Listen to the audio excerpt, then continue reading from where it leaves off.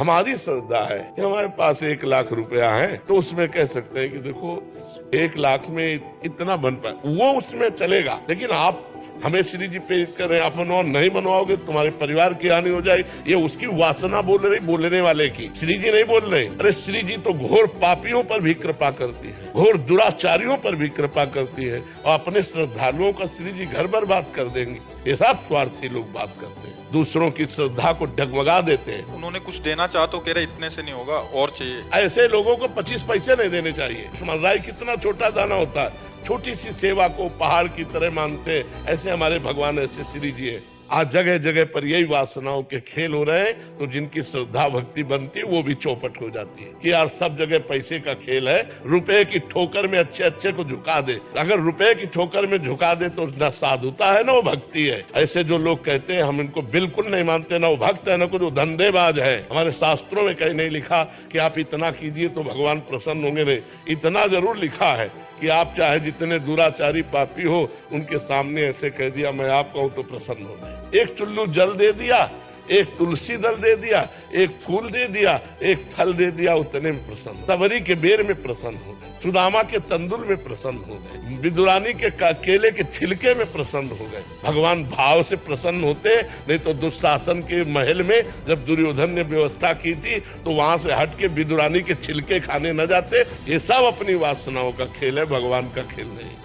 कहीं भी किसी भी स्थान में या तुम्हारे घर आया हुआ कोई संत यदि तुमसे कहता है इतने 1000 रुपया दो तभी तुम्हारा मंगल होगा, नहीं तुम्हारे घर का कल्याण हो जाएगा, ऐसे से बचिए। कभी कोई सच्चा भगवान का संत तुमसे रुपया मांगकर तुम्हारा मंगल नहीं चाहेगा, बिल्कुल डरना मत। ये सब पाखंड का बोलबाला चल रहा है। हमारी श्रद्धा अगर है तो हमारे टुकड़े पे भगवान रीझ जाएंगे, एक टुकड़े पे। हाँ, आपके पास है उसका सदुपयोग करो, वो बात अलग है। लेकिन कोई तुमसे ये दबाव डाले, बिल्कुल डरो मत, पाखंड का विरोध करो।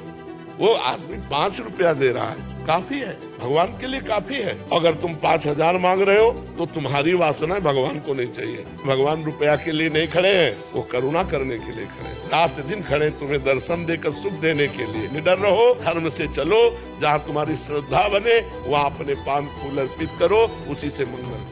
मेरे घर पर अभी जो भी अतिथि आते हैं वो सभी मांस मछली का सेवन करते हैं और मैं उनको शाकाहारी खिलाता हूँ। तो महाराज जी वो गुस्सा होकर जाएं तो इनका कहना है कि और गुस्सा हो जाए, एक बीता और गुस्सा हो जाए। हम जो पाते हैं वही पवाएंगे, अगर तुम जो पाते हो हम नहीं पवा पाएंगे। रिश्तेदार बने रहे चाहे ना बने रहे, आप स्वयं पवित्र रहो और जो आए उनको पवित्र पवाओ। मन आवे तो पाओ, ना आवे तो आप चले जाओ। गुरुजी अगर नहीं पाके जाए तो मेरा कुछ नहीं, कोई उसमें अपराध नहीं। कोई गलत आचरण करे तो हम उसको गलत आचरण करवावे तभी वो खुश रहेगा, ऐसा नहीं। अगर आप गलत हो तो आप गलत हो, असंतुष्ट होकर जाओ। हमारा कोई अतिथि देवो भव इस बात के लिए है, जिसका कोई परिचय नहीं है, जिसकी कोई तिथि तारीख नहीं आने की, अचानक कोई आ गया तो पहला स्वागत राधे श्याम, वाणी का स्वागत, मृदुल स्वागत, आओ बैठो। दूसरा स्वागत, पानी पिएंगे आप, भोजन पाएंगे आप। चौथा अर्थ श्रद्धा के अनुसार, अगर हमारी श्रद्धा है तो हम देंगे, हमारी श्रद्धा नहीं तो नहीं देंगे। बिल्कुल नहीं डरना चाहिए, कोई अपराध नहीं लगता। आपको नहीं जानते, हमारी श्रद्धा नहीं कि हम 5000 आपको दें। पता नहीं 5000 का आप यज्ञ करोगे कि शराब पियोगे कि क्या करो।